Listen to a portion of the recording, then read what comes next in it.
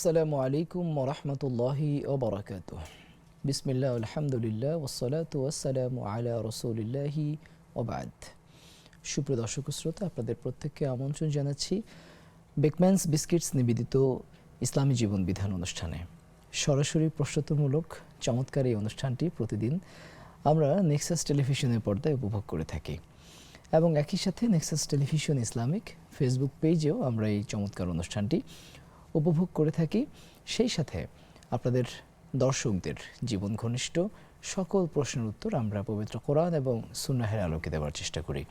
স্ক্রিনে যে নাম্বারটি আমরা দেখতে পাচ্ছি সেই নাম্বারে টেলিফোন করে কিংবা নেক্সাস টেলিভিশন ইসলামিক ফেসবুক পেজে যদি কমেন্ট করার মধ্য দিয়ে আমাদের প্রশ্নটি রাখি, আমরা সেখান থেকে আমাদের দর্শকদের সেই প্রশ্নের উত্তর দেবার চেষ্টা করি। সম্মানিত উপস্থিতি, সম্মানিত দর্শক ও শ্রোতা, আমরা আমাদের এই প্রাত্যহিক পথ চলায় বিভিন্নভাবে আমরা আমাদের জনজীবনকে দুর্দশাগ্রস্ত, আমাদের জনজীবনকে দুর্ভোগে পতিত হতে দেখি। কখনো বা কৃত্রিম কোনো সংকট সৃষ্টির মধ্য দিয়ে, অথবা কখনো কোনো মানুষ শয়তানের প্ররোচনায় পড়ে অন্য মানুষকে কষ্ট দেবার মানুষে আমরা এই দুর্ভোগ সৃষ্টি করে থাকি।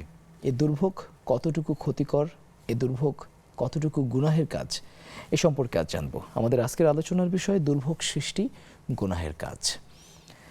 দেখুন, আল্লাহ রাব্বুল আলামিন পবিত্র কালামুল্লাহ হাকিমের সূরাতুল আহজাবে একটি আয়াত ইরশাদ করেছেন। তিনি বলছেন, ওয়াল্লাযীনা ইউযুনাল মুমিনিনা ওয়াল মুমিনাতি বিগাইরি মাকতাসাবু ফাকাদ ইহতামালু বুহতানা ওয়া ইসমান মুবিনা। মানুষের কোনো অপরাধ ছাড়া, মানুষের কোনো দোষ ছাড়া কেউ যদি অন্য কোনো মানুষকে কষ্ট দেয় কিংবা তাদের দুর্ভোগের কারণ হয়ে যায়, তাহলে যারা কষ্ট দিবে, যারা দুর্ভোগ সৃষ্টি করবে, তাদের ব্যাপারে আল্লাহ রাব্বুল আলামিন বলছেন, ফাকাদ ইহতামালু বুহতানান ওয়া ইসমান মুবিনা। তারা কঠিন এবং সুস্পষ্ট পাপে লিপ্ত হলো, নাউজুবিল্লাহ। অর্থাৎ আরেকজন মানুষকে কষ্ট দেওয়া, এটি হকুল ইবাদ, মানুষের হক নষ্ট করা, এবং মানুষের এই কষ্ট দেওয়ার মধ্য দিয়ে আল্লাহ রাব্বুল আলামিনের কাছে একজন সুস্পষ্ট অপরাধী হিসেবে বিবেচিত হওয়ার জন্য যথেষ্ট। আমরা দেখেছি রাসূলুল্লাহ সাল্লাল্লাহু আলাইহি ওয়াসাল্লাম তিনি ইরশাদ করেছেন, আল মুসলিমু মান সালিমা আল মুসলিমুনা মিন লিসানিহি ওয়া ইয়াদিহি। একজন প্রকৃত মুসলিম হচ্ছেন তিনি যার হাত থেকে এবং যার মুখ থেকে অন্য আরেকজন মুসলিম নিরাপদ থাকেন।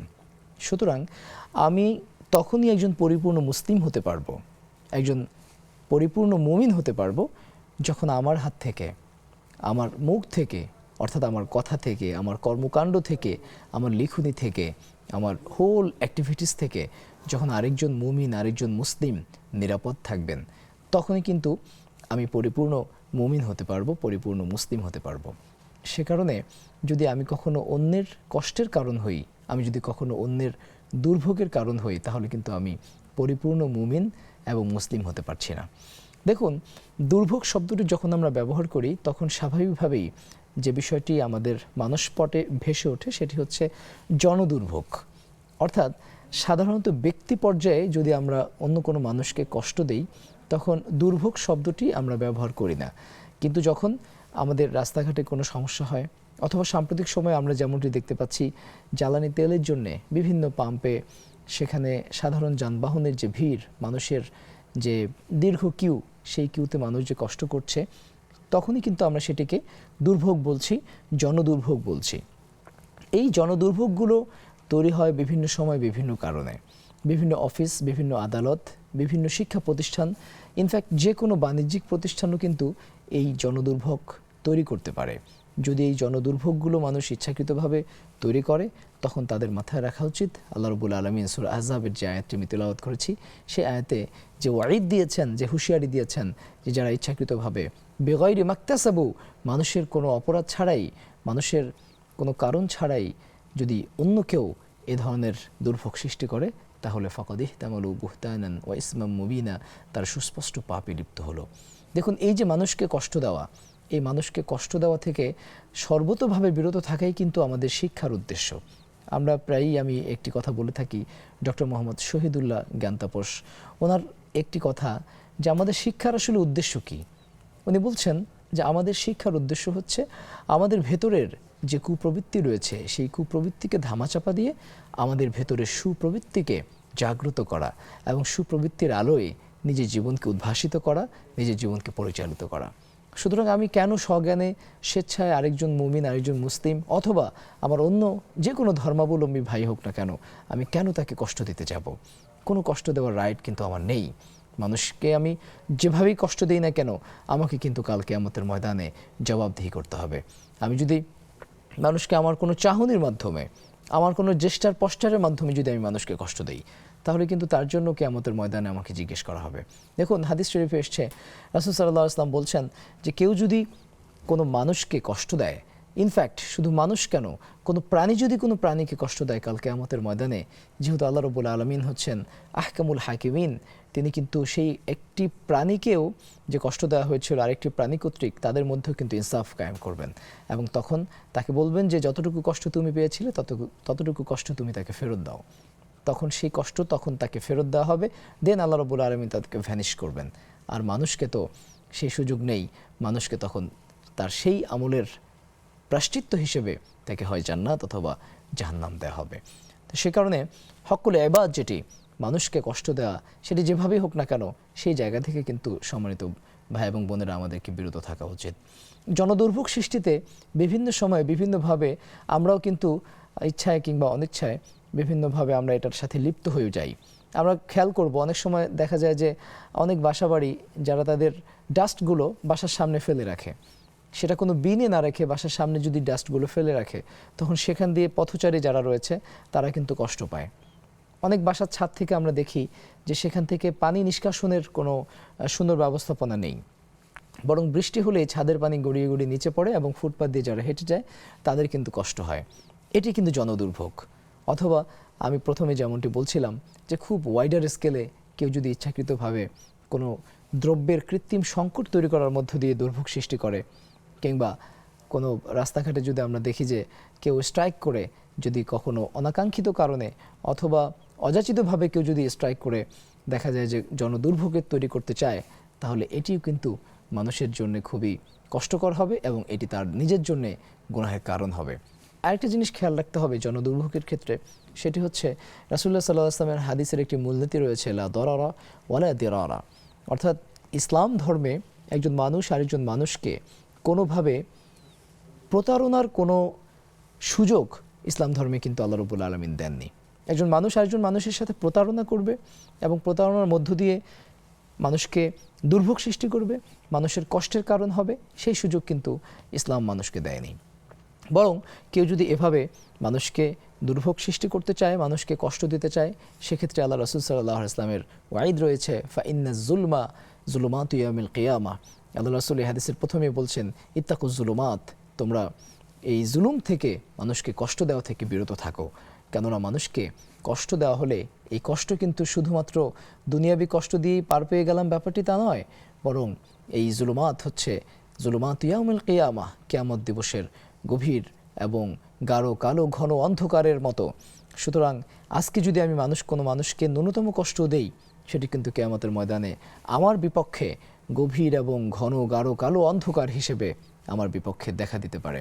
সে কারণে মানুষকে কষ্ট দেওয়া কোনোভাবেই সমীচীন নয়, কোনোভাবেই মানুষকে কষ্ট দেওয়া সমীচীন নয়। বরং আমরা হাদিসে এমনটি দেখেছি যে মানুষকে যখন কষ্ট দেওয়া হয়, এর বিপরীতে আল্লাহ রাব্বুল আলামিন কিয়ামতের ময়দানে আমাদেরকে ডেকে বলবেন যে তুমি আমাকে কষ্ট দিয়েছো।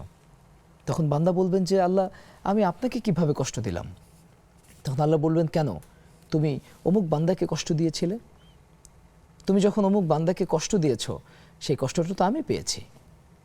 সুতরাং এই যে মানুষকে কষ্ট দেওয়া, মানবতার জন্য যদি কোনো অ্যাক্টিভিটিসের মধ্য দিয়ে কষ্টের কারণ হই, তাহলে কিন্তু আল্লাহ রাব্বুল আলামিন সেটিকে কিয়ামতের ময়দানে আমাদেরকে কঠোরভাবে পাকড়াও করবেন। সে কারণে আসুন সম্মানিত দর্শক এবং শ্রোতা, যারা যেখান থেকে দেখছেন, আমরা আজ থেকে আমাদের ব্যক্তি জীবন থেকে শুরু করে আমাদের পারিবারিক জীবন, আমাদের সামাজিক জীবন, রাষ্ট্রীয় জীবন এবং আন্তর্জাতিক জীবন, প্রতিটি পর্যায়ে আমরা দুর্ভোগ সৃষ্টি থেকে নিজেদেরকে বিরত রাখি। সেটি ব্যক্তি পর্যায়ে দুর্ভোগ হোক অথবা জাতীয় পর্যায়ের জনদুর্ভোগ হোক, সকল রকমের দুর্ভোগ তৈরি করা থেকে নিজেদেরকে বিরত রাখি। কেননা এই দুর্ভোগ তৈরির মধ্য দিয়ে শুধুমাত্র যে আমি ব্যক্তি বিশেষ বা গোষ্ঠী বিশেষকেই আমি ক্ষতিগ্রস্ত করলাম তা নয়, বরং এর মধ্য দিয়ে আলটিমেটলি জাতিগতভাবে এবং রাষ্ট্রীয়ভাবে পুরো দেশের ক্ষতি এবং পুরো দেশের কিন্তু এর মধ্য দিয়ে একটি ক্ষতিগ্রস্ত হওয়ার আশঙ্কা রয়ে যায়। সে কারণে ইসলাম যেহেতু শান্তির ধর্ম, একটি কমপ্লিট কোড অফ লাইফ, একটি পরিপূর্ণ এবং কম্প্রিহেনসিভ কোড অফ লাইফ, সে কারণে আমাদের এই জাতীয় দুর্ভোগ থেকে কিন্তু সর্বতোভাবে দূরে থাকা এবং সর্বতোভাবে বেঁচে থাকা উচিত। দেখুন, এই দুর্ভোগ কখনো কখনো মানুষ ব্যক্তি স্বার্থ সিদ্ধির জন্যও করে থাকে, ব্যক্তি স্বার্থ সিদ্ধির জন্য, অথবা এটিকে যদি আমরা এভাবে ব্যাখ্যা করি যে মানুষ কিন্তু ব্যবসায়িক উদ্দেশ্য, ব্যবসায়িক স্বার্থ সিদ্ধির জন্য কিন্তু এই দুর্ভোগগুলো করে থাকে। তো নানা কারণেই মানুষ আসলে এই দুর্ভোগ তৈরি করে থাকে ইত্যাদি। সেই কারণগুলো কি এবং সেগুলো থেকে কিভাবে বেঁচে থাকা যায় এ সম্পর্কে আরও আলোচনা করব। তবে অনুষ্ঠানের এ পর্যায়ে ছোট্ট একটি বিরতি নেওয়ার সময় হয়েছে। আমরা ছোট্ট একটি বিরতি নিয়ে কিছুক্ষণ পরে ফিরছি, আমাদের সঙ্গেই থাকুন। আপনারা দেখছেন বেকম্যানস বিস্কিটস নিবেদিত ইসলামী জীবন বিধান। আপনাদের সঙ্গে রয়েছে আমি মাহমুদুল হাসান হাশিমি। কথা বলছিলাম জনদুর্ভোগ সৃষ্টিতে কি পরিমাণ গুনাহ হয়, এটি নিঃসন্দেহে গুনাহের কাজ। এ বিষয়ে কথা বলার জন্য এবং আপনাদের জীবন ঘনিষ্ঠ প্রশ্নের উত্তর দেওয়ার জন্য আমাদের সঙ্গে আছেন এদেশের খ্যাতিমান ইসলামিক স্কলার, এদেশের অন্যতম দ্বীনী শিক্ষাবিদ জনাব মাওলানা শেখ মোহাম্মদ আবুল হাশেম গাজী। আমরা আমাদের অনুষ্ঠানের পক্ষ থেকে শেখকে স্বাগত জানাচ্ছি। শেখ, কেমন আছেন? আসসালামু আলাইকুম রহমতুল্লাহ। ওয়ালাইকুম আসসালাম রহমতুল্লাহ। শেখ, আপনি ব্যস্ততার মধ্যে আমাদেরকে সময় দিয়েছেন, আপনাকে অনেক শুকরিয়া, কৃতজ্ঞতা, মোবারকবাদ জানাচ্ছি। আমরা কথা বলছি দুর্ভোগ সৃষ্টি, এটি গুনাহের কাজ। দুর্ভোগ তো মানুষ আসলে অনেকভাবেই সৃষ্টি করে। আমি বিরতির আগে বলছিলাম যে এটি কখনো ব্যক্তিগত স্বার্থ সিদ্ধির জন্য হয়ে থাকে, কখনো বা ব্যবসায়িক কারণে মানুষ আসলে করে থাকে। এবং এটি আসলে যখন মানুষের জন্য একটা ম্যাস লেভেলে যখন হয়, তখনই আমরা সাধারণত এটাকে জনদুর্ভোগ হিসেবে আমরা বলে থাকি। আমরা মোটা দাগে এই যে দুর্ভোগ যারা আসলে সৃষ্টি করে, এই জায়গা থেকে ঠিক কিভাবে আমরা বের হয়ে আসতে পারি, কিভাবে মানে দুর্ভোগ সৃষ্টি না করে আমরা পথ চলতে পারি, এ ব্যাপারে আপনি একটু কোরআন এবং হাদিসের আলোকে আমাদেরকে উপদেশ দেবেন। আলহামদুলিল্লাহ, ওয়াসসালাতু ওয়াসসালামু আলা সাইয়্যিদিল মুরসালিন ওয়া আলা আলিহি ওয়া সাহবিহি আজমাইন। আমরা মুসলমান হিসাবে আমরা সবসময় কোরআন এবং হাদিস আমাদেরকে যে গাইড দেয়, সেই হিসাবে আমরা চলব। কোরআন আমাদেরকে শুরুতেই বলেছে, কোরআনের শুরুতে আলিফ লাম মিম যালিকাল কিতাবু লা রাইবা ফিহি হুদাল লিল মুত্তাকিন।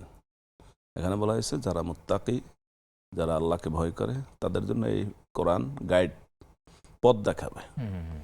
তা আপনি যেটা উল্লেখ করেছেন, জনদুর্ভোগ, বিড়ম্বনা, যেগুলো মানুষের আমাদের তৈরি করা, সেই ক্ষেত্রে আমাদের মূলত এগুলো আমাদের অনেকটা নিজেদের কামাই। যেমন আল্লাহ কোরআন মাজিদে বলেছেন, জহার আল ফাসাদু ফিল বাররি ওয়াল বাহরি বিমা কাসাবাত আইদিন নাস, যে দুনিয়াতে এবং মানুষের চলাফেরার এই স্থলভাগে আর জলভাগে, যেখানেই মানুষ চলাফেরা করে সেখানে যা কিছু বিপদ আপদ ঘটে, সেগুলো মানুষের দুই হাতের কামাই। অর্থাৎ মনে করেন আমরা ঢাকা শহরে যারা বাস করি, তারা একটা বড় জনদুর্ভোগের মধ্যে আছি, যেখানে যানজট, রাস্তাঘাটে মানুষ যে টাইমে আধা ঘন্টা তার সময় লাগে, সেখানে 2 ঘন্টা 3 ঘন্টা সময় লেগে যায়। অর্থাৎ এখানে আমাদের সাধারণ জনগণ এবং যারা দায়িত্বে রয়েছেন তাদের গণ সচেতনতার অভাব। এখানে অন্যতম একটা বিষয় হচ্ছে যে মানুষের অধিকারের ব্যাপারে আমরা সচেতন হইনি। আমাকে যেতে হবে, সুতরাং আমি অন্যের পথ বন্ধ করে আমি চলে যাব, এইটা হলো বেশি সমস্যা। কিন্তু এখানে যে আমার একজনের কারণে 10 জনের অসুবিধা হচ্ছে, সেই বিষয়টা অধিকাংশ সময় আমরা লক্ষ্য করি না, যার কারণে একজনের কারণে 10 জন ক্ষতিগ্রস্ত হচ্ছে। মানুষ যখন একটা পথে হাঁটার ক্ষেত্রে একটা গেট দিয়ে ঢোকার সময় হুড়াহুড়ি করে, তখন কিন্তু তারা স্বাভাবিকভাবে কেউ ঢুকতে পারে না। কিন্তু সবাই যদি সুশৃঙ্খলভাবে লাইন দিয়ে ঢুকতো, তাহলে কিন্তু সবাই ঢুকতে পারতো এবং আরামে ঢুকতে পারতো। এই যে কিছুটা ধৈর্য ধারণ করতে হবে, এবং আমি দিনে রাতে প্রকাশ্যে গোপনে যখনই থাকি, আমি অন্যায়টা করব না, আমি লাইন ব্রেক করব না, আমি কাউকে ওভারটেক করব না।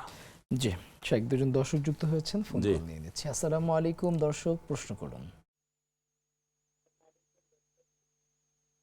দর্শক শুনতে পাচ্ছি, প্রশ্ন করুন। আমার একটা প্রশ্ন। জি বলুন। আমার মুখে অরিজিনাল দাঁত নাই, লাগানি দাঁত। হ্যাঁ,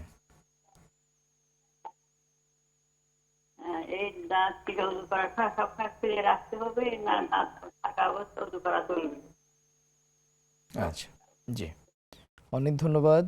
আমাদের সাথে আরো একজন দর্শক যুক্ত আছেন। দর্শক শুনতে পাচ্ছেন? আরো আছে, বলতেছি। হ্যাঁ জি বলুন। আরো বলছি, বলবো। হ্যাঁ, আপনার টেলিভিশনের ভলিউম কমিয়ে। কোরআন শরীফ তেলাওয়াত পাঠ করা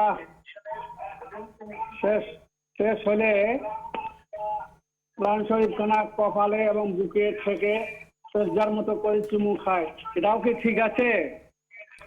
আচ্ছা, জি বুঝতে পেরেছি আপনার প্রশ্ন।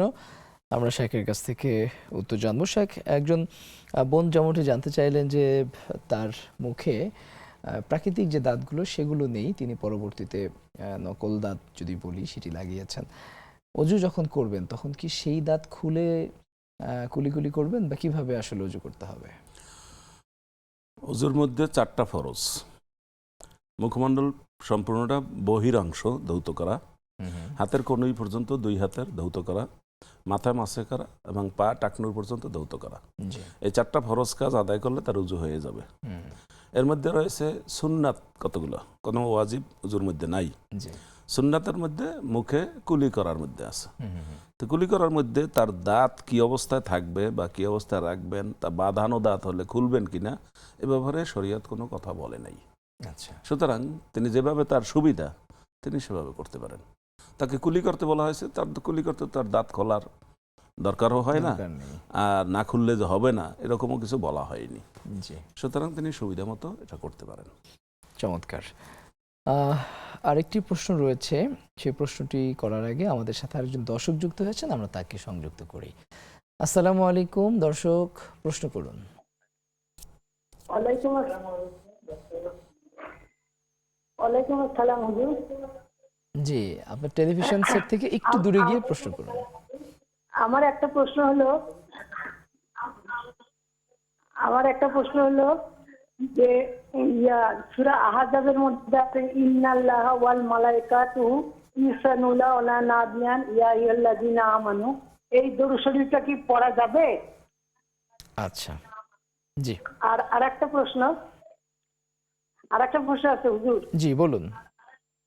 এই যে আমাদের বাচ্চারা পরীক্ষা দিবে পরশুদিন, একটু দোয়া করবেন। আবার আমার আরেকটা নাতনি হলো মেডিকেল পরীক্ষা দিবে, কি দোয়া করলে ভালো হয় আমাদের নাতির জন্য একটু জানাবেন। অনেক ধন্যবাদ, চমৎকার প্রশ্ন করেছেন। আর একজন দর্শক যুক্ত হয়েছেন। আসসালামু আলাইকুম দর্শক, প্রশ্ন করুন। হ্যালো, আসসালামু আলাইকুম। ওয়ালাইকুম সালাম। জি শুনতে পাচ্ছি, প্রশ্ন করুন। আমি 3টা প্রশ্ন দেব। জি বলুন। একটা হয়েছে আমার স্ত্রী 3.5 ভরি গয়না আছে, আর আমার শ্বশুর বড় 3.5 ভরি গয়না আছে। মোট 7 ভরি, সেই 7.5 ভরি গয়না হইব।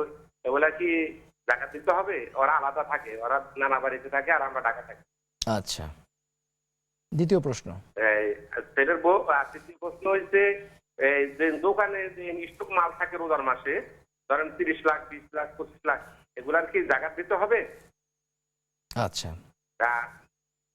3 নম্বর প্রশ্ন হয়েছে আমার কোনো ইনকাম নাই, আমার কোনো টাকা পয়সা নাই, আমি আর দেনা, এখন কি আমার কোরবানি দেওয়া দায়িত্ব হবে? এটা জানাবেন। জি অনেক ধন্যবাদ, সুন্দর প্রশ্ন করেছেন। আমরা একে একে সবগুলো প্রশ্নের উত্তরই শেখের কাছ থেকে জানবো। শেখ, একজন জানতে চেয়েছিলেন যে আমরা কোরআন তেলাওয়াতের পরে সাধারণত যেটি করি, যে পবিত্র কোরআনের যে কপি সেটিকে আমরা চুমু খাই, আমরা বুকে লাগাই, এটি আসলে শরীয়তের দৃষ্টিতে বিধান কি? অত্যন্ত গুরুত্বপূর্ণ বিষয়, লোকেরা এটা করে থাকেন। এমনকি কেউ কেউ আছে সালাম দিয়ে মুসাফা করে, সে হাতটা আবার বুকে লাগায়। জি, এই কাজগুলোর কথা কোরআন দ্বারা প্রমাণিত না। আচ্ছা, হাত বুকে লাগানোর কথা প্রমাণিত না। কোরআন আপনি সম্মান করবেন, আল্লাহর বাণী, এটা উঁচু জায়গায় রাখবেন এবং তেলাওয়াত করবেন, এটা বুঝবেন, পালন করবেন, আমল করবেন। আচ্ছা, কিন্তু কোরআন বুকে লাগাতে হবে বা চুমু দিতে হবে, এটা কোনো সাহাবায়ে কেরাম দ্বারা অথবা রাসূলুল্লাহ সাল্লাল্লাহু আলাইহি সাল্লাম দ্বারা কোনো প্রমাণিত না যে তারা এটা ধরে চুমু দিয়েছেন, এরকম আচ্ছা, আচ্ছা। প্রমাণিত না। সম্মান করবেন, সম্মান এটা দ্বারাও হতে পারে, এটা ছাড়াও হতে পারে। আমরা কোরআন কখনো নিচে রাখি না, উঁচু জায়গায় রাখি। এভাবে করে সম্মান করা যেতে পারে। আর কোরআনের মূল সম্মান হলো কোরআন পড়া, বুঝা, আমল করা, হ্যাঁ, এটা হলো মূল সম্মান। জি। আমরা চুমু দিলাম কিন্তু কোরআনের বিধিবিধান পড়লাম না, বুঝলাম না, আমলও করলাম না, শুধু এই কপিটাকে চুমু দিলাম, এটা আমাদের কোনো উপকার না।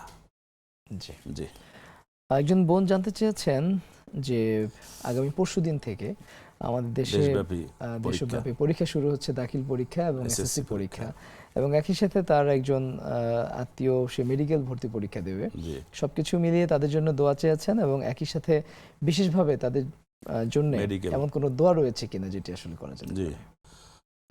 তিনি সকলের হয়ে যে কথাটা বলছেন সেটা অত্যন্ত গুরুত্বপূর্ণ। আমরা আসলে সবসময় যখন নিজের জন্য দোয়া করব তখন সকলের জন্য দোয়া করা দরকার। জি, এজন্য অন্যের জন্য যখন দোয়া করা হয়, হাদিস শরীফে আসছে, তখন আল্লাহর ফেরেশতারা বলেন যে অনুরূপ তোমার জন্য। হ্যাঁ, যখন আমি আপনার জন্য দোয়া করব তখন ফেরেশতারা বলবে যে অনুরূপ তোমার জন্য। তোমার জন্য। অর্থাৎ আমি আমার জন্য যেমন দোয়া করি তার সাথে সাথে আমি সারা দেশের মানুষের জন্য দোয়া করলে সকলের জন্য যে দোয়াটা হবে, কবুল হবে আল্লাহর কাছে, সেটা আমার জন্য হয়েই যাবে। আর শুধু নিজের জন্য দোয়া করা এটা হলো কার্পণ্য। হ্যাঁ, আর দোয়া করতে হবে এই জন্য যে দোয়ার তিনটা অবস্থা, এর মধ্যে কোনো অবস্থায় আমাদের লস নাই। দোয়া করলে দোয়া আল্লাহ সাথে সাথে কবুল করবেন, এটা নগদ উপকার। জি, দোয়া করলে আল্লাহ এই দোয়ার উসিলায় কোনো একটা বিপদ থেকে আমাদেরকে রক্ষা করবেন। একটা বিপদ আসতেছিল, আল্লাহ এই দোয়ার কারণে বিপদটা আর দিলেন না, তো আমরা সেটাও একটা উপকার পেলাম। কিন্তু এরপর যদি এই দুইটার একটাও না হয় এই দুনিয়ায় ইহকালে, তাহলে আখেরাতে রোজ কেয়ামতে যখন এই বান্দার আমল নামা আল্লাহর কাছে হাজির হবে তখন দেখা যাবে তার কিছু ত্রুটি বিচ্যুতি আছে। তখন আল্লাহ জিজ্ঞাসা করবেন ফেরেশতাদেরকে, তার আমল নামায় দেখো যে সে আমার কাছে কখনো কিছু চাইছে কিনা, দোয়া করছে কিনা। তখন ফেরেশতারা দেখবে যে হ্যাঁ, সে বিভিন্ন সময় দোয়া করেছে। আল্লাহ বলবেন তার দোয়া কি কবুল করা হয়েছে? দেখা যাবে আমল নামায় দেখা যাবে দোয়া কোনোটা কবুল করা হয় নাই। তখন আল্লাহ বলবেন যে যেহেতু আমার কাছে চাইছে আর আজকে তার শেষ চান্স, সে যা যা চাইছে তাকে সব দিয়ে দাও। সুবহানাল্লাহ। সুতরাং দোয়া থেকে আমরা বিরত থাকবো না, সবসময় দোয়া করতে থাকবো। জি, আর যেটা বলছেন সারা দেশব্যাপী মাধ্যমিক লেভেলের পরীক্ষা, এসএসসি যেটা সার্বজনীন, এসএসসি ভোকেশনাল, এটা হলো মানে কর্মময় জীবন গঠনের কর্ম যেটা আর কি। আর একটা হলো এই লেভেলেরই মাদ্রাসা, আলিয়া মাদ্রাসা দাখিল, সবগুলো এক লেভেলের পরীক্ষা হয় এবং এই পরীক্ষাটা সারা দেশব্যাপী সকলের মনে থাকে, কারণ ছাত্র জীবনের প্রথম স্টেপ এটা। জি, এই জন্য তিনি চেয়েছেন যে সবার জন্য আমরা দোয়া করি। আমরা আসলে সবার জন্য দোয়া করি, সবাই সুন্দরভাবে পরীক্ষা দিক, সুন্দরভাবে তার জীবন গড়ুক, এবং তার সন্তানের জন্য দোয়া কি করবেন সেটা আল্লাহ শিখিয়ে দিয়েছেন। সূরা ফুরকানের শেষের দিকে তিনি শিখে নেবেন, রব্বানা হাবলানা মিন আজওয়াজিনা ওয়া যুররিয়াতিনা কুররাতা আয়ুন ওয়াজআলনা লিল মুত্তাকিনা ইমামা।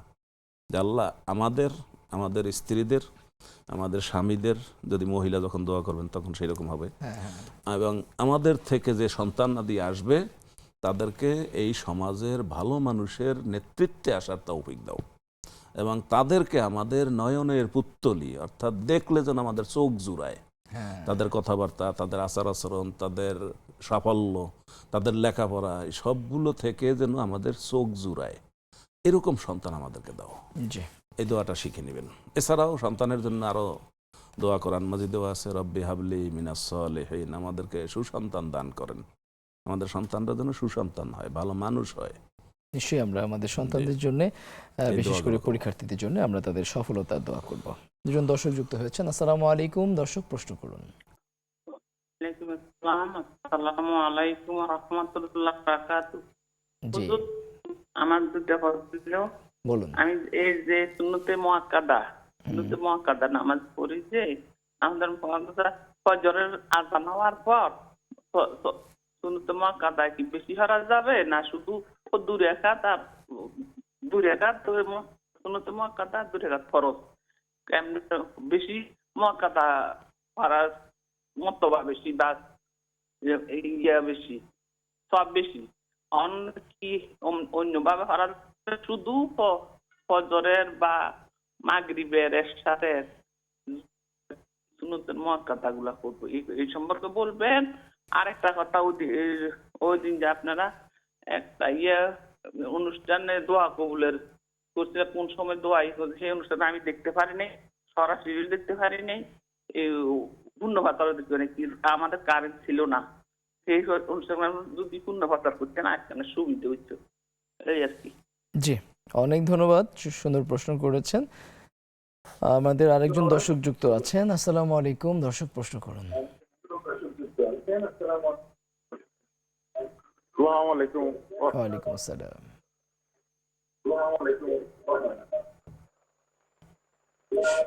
শুনতে পাচ্ছি, আপনি বলুন। জি জি জি, আমার নাম কামাল। হ্যাঁ, তো আমার এক আত্মীয় আমার কাছ থেকে ওই প্রায় 21 লক্ষ টাকা আমি জন্য ব্যবসার জন্য দিয়েছিলাম, টাকাটা বেড়ে চলে গেছে।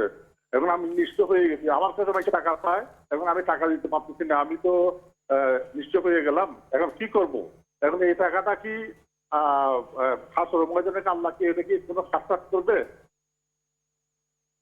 আচ্ছা, জি, সুন্দর প্রশ্ন করেছেন। আমরা সবগুলো প্রশ্নের উত্তরই আমাদের আমন্ত্রিত অতিথির কাছ থেকে শুনবো, তবে তার আগে অনুষ্ঠানের পর্যায়ে ছোট্ট একটি বিরতি নেব। কোথাও যাবেন না, আমাদের সঙ্গেই থাকুন।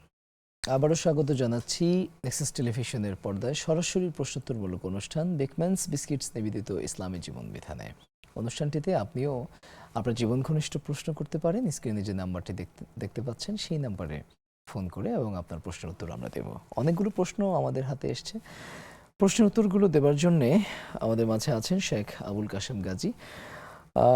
আমরা প্রশ্ন পেয়েছি একজন বোনের কাছ থেকে। তিনি জানতে চেয়েছেন সূরা আহজাবের 56 নম্বর আয়াতে যেমনটি বলা হয়েছে ইয়া আইয়ুহাল্লাযীনা আমানু সাল্লু আলাইহি ওয়া সাল্লিমু তাসলিমা, যে দরুদটি আছে, সেই দরুদ পড়ার ব্যাপারে যেই আয়াতটি রয়েছে সেই আয়াত সম্পর্কে তিনি জানতে চেয়েছেন যে এটি আসলে দরুদ কিনা, এটি দরুদ হিসেবে পাঠ করা যাবে কিনা। এইটি আসলে দুরুদ না। এই আয়াতের মধ্যে আল্লাহ আদেশ করেছেন যে হে ঈমানদার লোকেরা, তোমরা নবীর প্রতি সালাত সালাম করো। এটা আদেশ, এটা কোনো দুরুদ শরীফ না। সুতরাং এখন আমরা সালাত সালাম কি করব? সালাত কি? রাসূলুল্লাহ সাল্লাল্লাহু আলাইহি সাল্লামকে জিজ্ঞাসা করা হয়েছে যে সালাত, ইয়া রাসূলুল্লাহ সালাতু আলাইকা এটা কি? তখন রাসূলুল্লাহ সাল্লাল্লাহু আলাইহি সাল্লাম শিখিয়ে দিয়েছেন আল্লাহুম্মা সাল্লি আলা মুহাম্মাদ ওয়া আলা আলি মুহাম্মাদ। আমরা যেটা নামাজের মধ্যে পড়ি এটার নাম হলো সালাত, অর্থাৎ রাসূলুল্লাহ সাল্লাল্লাহু আলাইহি সাল্লামের জন্য দয়া বা রহমতের দোয়া করা। সালাম কি? রাসূলুল্লাহ সাল্লাল্লাহু আলাইহি সাল্লামের কাছে জানতে চাওয়া হয়েছে। তখন রাসূলুল্লাহ সাল্লাল্লাহু আলাইহি সাল্লাম বলছেন সালাম হলো এইটা, যেটা তোমরা তাশাহুদের মধ্যে পড়ো, নামাজে 2 রাকাত পরে বসার পরে যেটা পড়া হয়, আসসালামু আলাইকা আইয়ুহান নাবিয়্যু রাহমাতুল্লাহি ওয়া বারাকাতুহু, এটার নাম হলো সালাম। তো ওই আয়াতের মধ্যে 56 নম্বর আয়াতের মধ্যে মূলত এই সালাত সালাম পড়ার জন্য আদেশ করা হয়েছে। আচ্ছা, আর একটা সংবাদ দেওয়া হয়েছে এইটা যে আল্লাহ নবীর জন্য রহমত নাজিল করেন, তোমরা তার জন্য দোয়া করো। একজন ভাই জানতে চেয়েছেন যে তার স্ত্রী 3.5 ভরি স্বর্ণ রয়েছে এবং তার পুত্রের স্ত্রীর, তার পুত্রবধূরও 3.5 ভরি স্বর্ণ রয়েছে, যাকাত হবে কিনা এই প্রশ্নের উত্তরটি শুনবো, তার আগে ফোন কল নিয়ে নিচ্ছি। আসসালামু আলাইকুম দর্শক, প্রশ্ন করুন। আসসালামু আলাইকুম। ওয়ালাইকুম সালাম। হুজুর, আমার প্রশ্ন 2টা। জি বলুন। জি, আমার প্রশ্ন হলো যে এখন তো এসএসসি পরীক্ষা শুরু হবে, তো আমি এক হুজুরের কাছ থেকে দোয়া চাইছিলাম, সে একটা দোয়া লিখে দিচ্ছে, বলছে যে এই দোয়াটা তাবিজের মধ্যে ভরে মানে মাথার উপরে টুপির নিচে ব্যবহার করতে হবে, মানে এটা কি জায়েজ আছে, মানে ব্যবহার করা যাবে কিনা? আচ্ছা, আপনি দেখেছেন কি লিখে দিয়েছিল? আরেকটা প্রশ্ন হলো আমরা প্রচলিত যে মিলাদ পড়ি, মানে এই মিলাদটা পড়া কি মানে রাসূল সাল্লাল্লাহু আলাইহি ওয়াসাল্লাম কিংবা সাহাবী کرام করছেন কিনা? আচ্ছা, জি, অনেক ধন্যবাদ। আরেকজন দর্শক যুক্ত আছেন। আসসালামু আলাইকুম দর্শক, বলুন। বলছি। জি বলুন। হুজুর, আমার একটা প্রশ্ন যে আপনাদের দেখতে পাচ্ছি, আপনাদের কাছে শুনতে পাচ্ছি, এবং অনেক জানতে পাচ্ছি টেলিভিশনের মাধ্যমে, কিন্তু আমাদের এলাকায় বলতে টেলিভিশন থাকলে বাড়ি ফেরেস্তা ঢুকবে না, এবং টেলিভিশন একটা দেখা খুব খারাপ কাজ, এটা ওটা না। আপনাদের কাছে আজকে টেলিভিশনে অনেক কিছু আমরা জানতে পারতেছি, বুঝতে পারতেছি, এবং দেশ বিদেশ আজকে আমাদের ইরান ইরাকের যে যুদ্ধ সেগুলো আমরা দেখতে পাই, এটা পাই। তো এটা এই টাইপের সাহেবের কাছে আপনি আমাদের একটু ভালো করে জানতে পারতে হয়, টেলিভিশন রাখবো না হয়তো এরকম একটা। জি, চমৎকার প্রশ্ন করেছেন। আমরা ধারাবাহিকভাবেই প্রশ্ন উত্তরগুলো শাইখের কাছ থেকে জেনে নিচ্ছি। প্রশ্ন করেছিলাম 3.5 ভরি স্বর্ণ আছে স্ত্রী এবং পুত্রবধূর কাছে, যাকাত হবে? এটা মূলত তিনি যেটা বলেছেন তার বর্ণনা মতে এটা মালিক দুইজন, অতএব কারো জন্যই জাকাত ফরজের মাত্রায় এটা পৌঁছে নাই। সেটা হলো 7.5 ভরি থাকতে হবে, অথবা সেই পরিমাণ অন্যান্য টাকা পয়সা বা অন্য সম্পদ বা ব্যবসায়িক বিনিয়োগ এটা থাকতে হবে, যার দ্বারা 7.5 ভরি স্বর্ণ অথবা তার সমমূল্য পরিমাণ তার হবে। এটা দুইজনের কারোই হয় নাই, আর তার নিজেরও তেমন কোনো ক্যাশপাতি নাই, অতএব তারও কোনো জাকাত এখানে ওয়াজিব হচ্ছে না, ফরজ হচ্ছে না। তার একটি প্রশ্ন হলো, তিনি ব্যবসার উদ্দেশ্যে যে দোকান দিয়েছেন সেই দোকানে প্রায় 30 থেকে 40 লাখ টাকার মাল আছে, এক্ষেত্রে এই মালের উপরে জাকাত হবে কিনা? জি, এটা আমি বলছিলাম যে স্বর্ণ, রূপা, নগদ টাকা, ব্যাংকে রাখা টাকা এবং ব্যবসায়িক বিনিয়োগ, এটার উপরে জাকাত দিতে হবে। তিনি যদি এখানে 40 লাখ টাকা বিনিয়োগ করে থাকেন, তাহলে 40 লাখ টাকার বিনিয়োগের উপরে তাকে 40 টাকা 1 টাকা হারে জাকাত দিতে হবে। আচ্ছা, তার একটি প্রশ্ন হচ্ছে, তিনি এই মুহূর্তে ঋণী আছেন, জি, কোরবানি ওয়াজিব হবে কিনা? ঋণগ্রস্ত লোক দুই ধরনের। এক ধরনের ঋণ হলো প্রয়োজনের ঋণ, আর একটা ঋণ হলো ব্যবসায়িক ঋণ। আচ্ছা, তা প্রয়োজনের ঋণ যেটা, সেই অবস্থায় ঋণগ্রস্ত থাকা অবস্থায় তিনি যদি কোরবানির দিনে 10 তারিখ, 11 তারিখ, 12 তারিখ, 13 তারিখ, কোরবানির মাসে জুলহিজ্জা মাসের এই দিনগুলোতে তিনি ঋণগ্রস্ত অথবা টাকা পয়সা নাই অথবা যেভাবেই হোক, এই দিনগুলোতে তিনি যদি 10-12 হাজার টাকা খরচ করে একটা ছাগল যার বয়স 1 বছর হয়েছে এটা কিনে তিনি কোরবানি দিতে পারেন, তাহলে তার জন্য কোরবানি দেওয়া ওয়াজিব। হাদিস শরীফে বলা হয়েছে মান ওয়াজাদা সাআতান, যার পক্ষে সম্ভব। ঋণগ্রস্ত থাকলেও কিন্তু মানুষের পক্ষে সম্ভব হয়, 10-12 হাজার টাকা কোনো ব্যাপার না। আর ঋণগ্রস্ত বলতে এমন লোক আসলে বোঝানো হয় যে লোকটা আসলে নিডি, মিসকিন, ফকির, অভাব আছে, নিঃস্ব, এমন। কিন্তু আমরা অনেক লোকই এমন আছি যাদের হাতে টাকা নাই, কিন্তু 10-12 হাজার টাকা জোগাড় করে একটা ছাগল অথবা একটা গরুতে 7 ভাগের 1 ভাগে আমি অংশগ্রহণ করতে পারি না, এটা খুবই আশ্চর্যজনক। এটা অনেকেই পারবেন। অতএব তিনি ঋণগ্রস্ত থাকলে, আর যারা কোটি কোটি টাকা ঋণগ্রস্ত থাকেন, বড় বড় শিল্পপতি, তাদের এই ঋণটা তো এই ধরনের কোনো ঋণ না, সুতরাং তারা অবশ্যই কোরবানি দিবেন। জি, একজন বোন সুন্নতে মুআক্কাদা সম্পর্কে জানতে চেয়েছেন। জি, যে সুন্নতে মুআক্কাদা এটি আসলে এটি কেমন গুরুত্ব, এবং এটি কি ফজরে যে 2 রাকাত নামাজ বা আমরা জোহর আসর প্রত্যেক 5 ওয়াক্ত ফরজ সালাতে যে সুন্নতগুলো পড়ি, এগুলো কি সুন্নতে মুআক্কাদা? সামগ্রিকভাবে সুন্নতে মুআক্কাদা সম্পর্কে তার প্রশ্ন। সুন্নাতে মুআক্কাদা হলো সুন্নাতে রাতিবা, 5 ওয়াক্ত ফরজ নামাজের আগে পরে 12 রাকাত সুন্নাত। জি, যেমন জোহরে আগে 4 রাকাত, পরে 2 রাকাত, মাগরিবে 2 রাকাত, এশায় 2 রাকাত, ফজরে 2 রাকাত, মোট 12 রাকাত। এই 12 রাকাত নামাজকে বলা হয় সুন্নাতে রাতিবা, সুন্নাতে মুআক্কাদা। এগুলো পড়বেন, অবশ্যই পড়বেন। বরং ফজরের যে 2 রাকাত সুন্নাত, এটার অনেক গুরুত্ব হাদিস শরীফে এসেছে। এইটা সফরে গেলেও পড়তে হবে, কাজা হইলেও পড়তে হবে। আর অন্যান্য সুন্নাত সফরে গেলে না পড়া সুন্নাত, আর কাজা হলে তখন সুন্নাতের কাজা করতে হয় না, শুধু ফরজ কাজা করতে হয়। তাই 12 রাকাত সুন্নাত। এছাড়া তিনি বলছেন যে ফজরের 2 রাকাত সুন্নাত পড়বেন না, আর কিছু পড়তে পারবেন। আপনি যখন উজু করবেন তখনই আপনি 2 রাকাত তাহিয়াতুল উজু পড়বেন। যখন মসজিদে ঢুকবেন তখন 2 রাকাত তাহিয়াতুল মসজিদ পড়বেন। এই সুন্নাতগুলো আপনার ওই কাজের শর্তের সাথে জড়িত। অর্থাৎ যখন উজু করবেন তখন 2 রাকাত পড়বেন, যখন মসজিদে ঢুকবেন তখন 2 রাকাত পড়বেন, এবং মসজিদে ঢুকে ওই 2 রাকাত পড়ে তারপর বসবেন। তার আগে বসবেন না, কঠোরভাবে নিষেধ করা হয়েছে। ফালা ইয়াজলিসান না, তিনি বসবেন না হাত্তা ইউসাল্লিয়া রাকাতাইন, 2 রাকাত না পড়ে।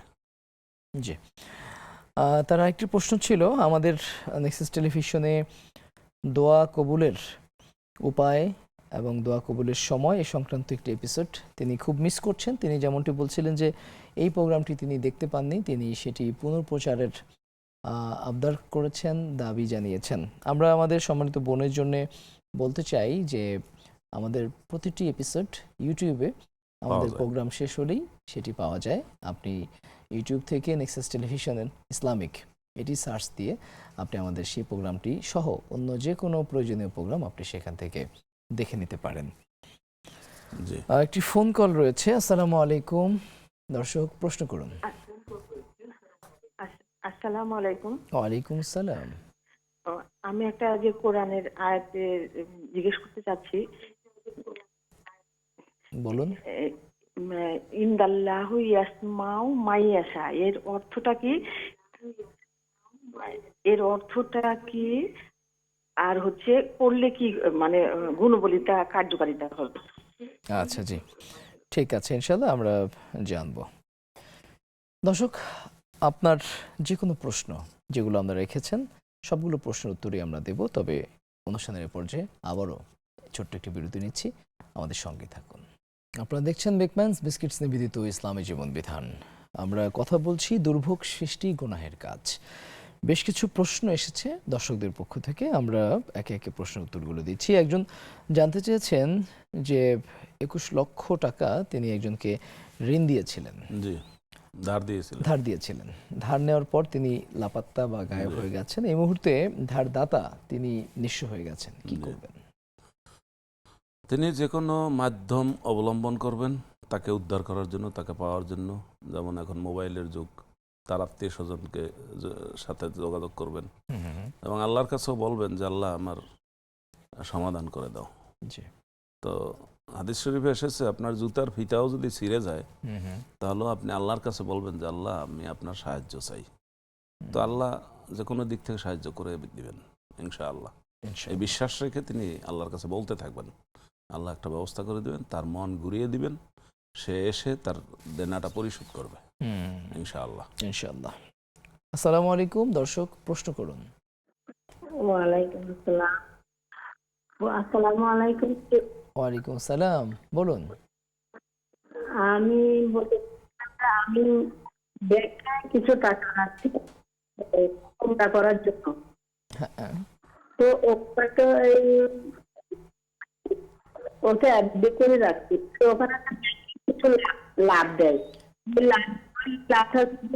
ওই গ্রাহকের ভিতরে ঢুকে কি কবুল হয়? ভলিউম কমাইয়া।